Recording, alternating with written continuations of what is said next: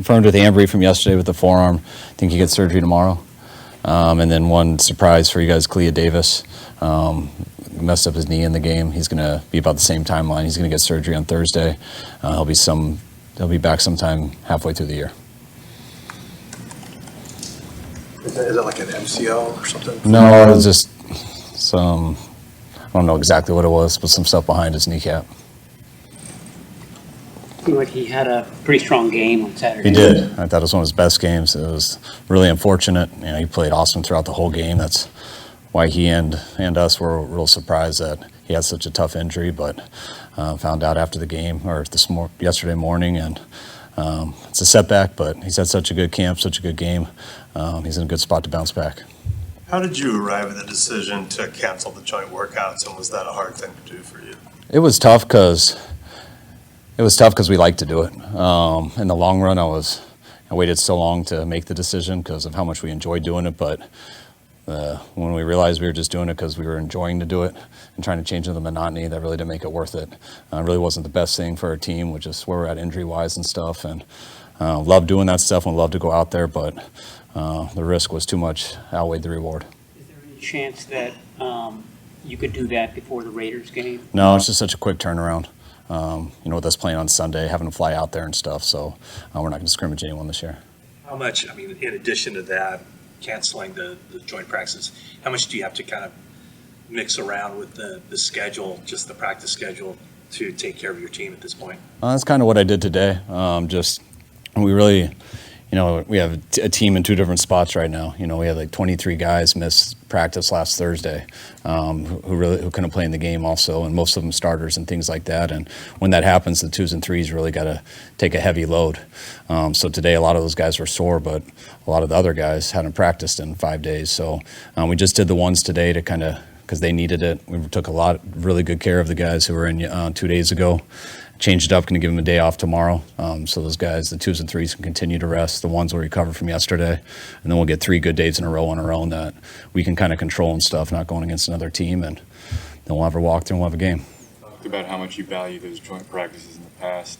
How concerned are you going into the season about, being prepared if you don't have those? No concern. I think I've said I value them more than the preseason games a little bit, but I also value practice more than the games. So there's really no difference in that.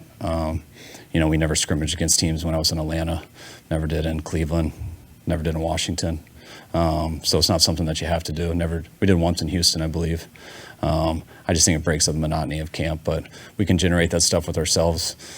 Sometimes it's nice to go against different schemes, but it all changes once the year starts anyways. What did you think of the kickoff return in the game? And have you thought about the idea of maybe just kicking it through the back of the end zone and putting them at the 30? It's only a 5-yard difference from a year ago. It's a hell of an idea. I haven't thought of that.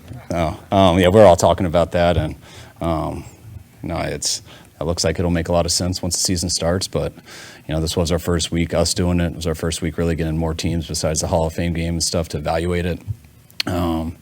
When you can start there at the 30 and the average starting line's at 29, it doesn't seem like there's that much of a difference or to really go with the risk of it. But also can be an advantage too. We'll see how good our 11 are that we put out there, how our returners are and stuff, whether people give you the opportunity for it.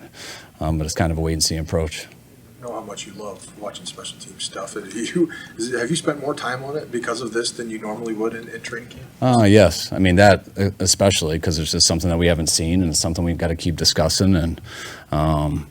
And just the spacing of it and stuff, I think, seems closer to more of an offensive play than a special teams play. So there are some similarities in that, but, there's so much unknown. So, the special teams guys have been doing this for a long time, and I always believe the key to special teams is just being sound. You always want to win the game on special teams, but the main thing is you don't lose it. And when you're experiencing with new things like this, there's a lot of unknowns, and that's why we all got to be very involved in it. What's Chris Conley's value on special teams, but also at split end without Brandon here? It's been huge. It was huge for us last year. He stepped up, made, whenever we needed him at wideout, he came in and made some big plays. He made some big plays in the Super Bowl at wideout. He made some earlier in the playoffs. And then on special teams, we didn't think he would be a big factor on special teams, but just like everything he does, he's such a pro and figures everything out. You know, he was our best gunner in the Super Bowl, did a hell of a job at that, and wherever we've asked him, he's done a hell of a job for us. What do you like about Robbie Chosen?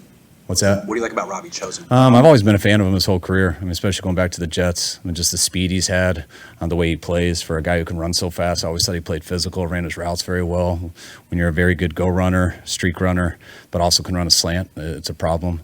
Love that he has some experience in our offense with just being with Miami last year, and we got him in on a workout last week, and he looked like what we've seen from Chosen in the past, and we're excited to get him on board at this time.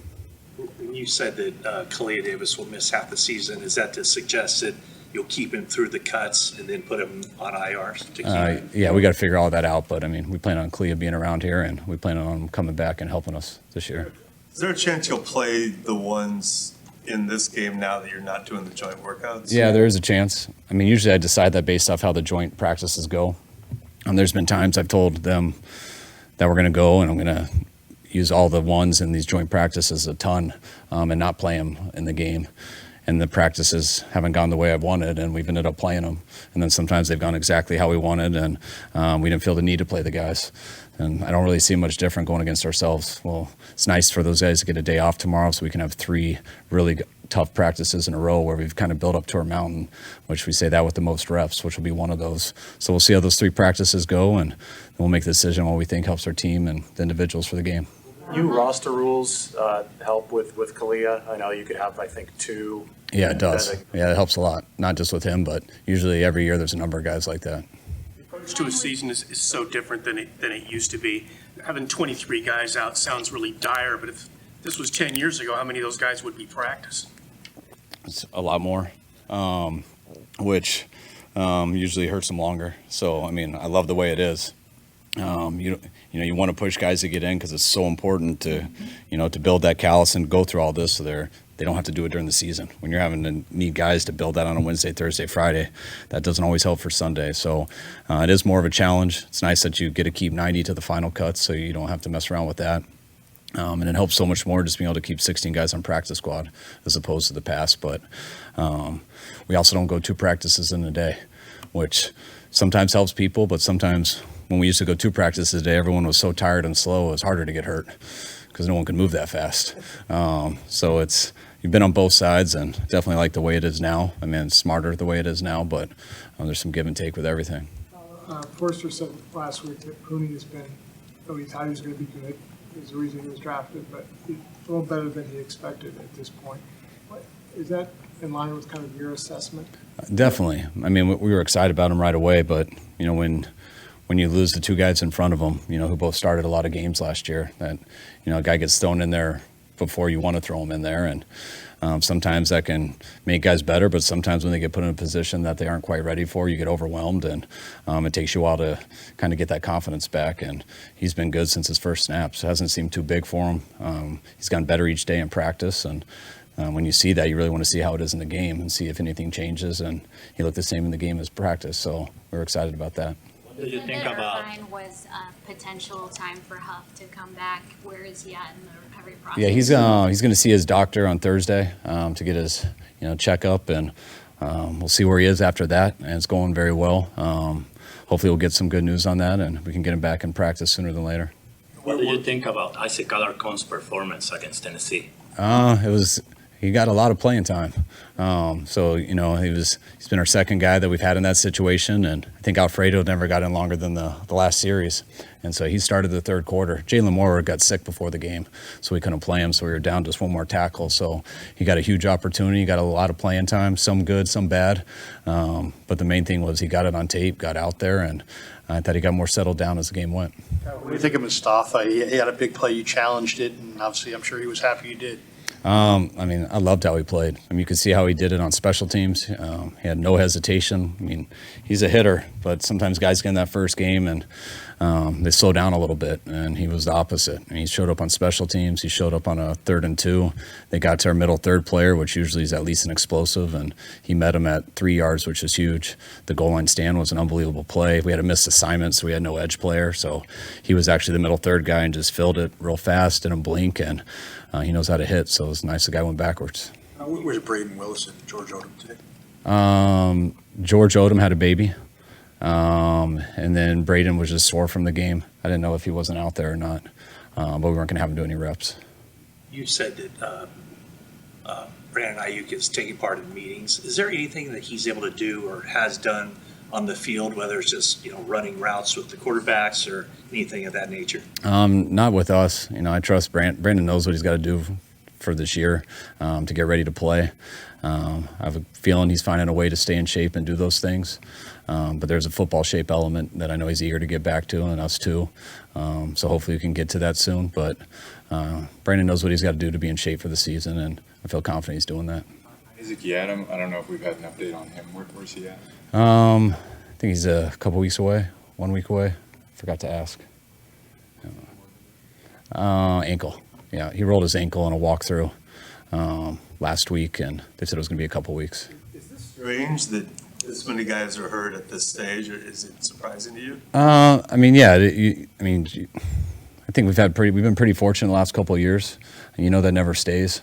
We've definitely been less fortunate this year, so a lot more numbers than we've been used to. But I think the best news about it all, we told you about Ambry and Kalia, which are more serious and longer, but the other guys are, they're anywhere from 10 days to 3 weeks. They're guys that we expect to be ready for the season. It's always tough when you miss training camp, so hopefully we can get them back. But, we've had a lot of nicks and stuff that has made it harder to practice, but you'll take that over a serious injury. Feliciano, what's his timetable? He's day-to-day with that. I'm hoping. Oh no, he's not day-to-day. He's not coming back this week. Forgot to check before he came, but he's not coming this week. What was his thing?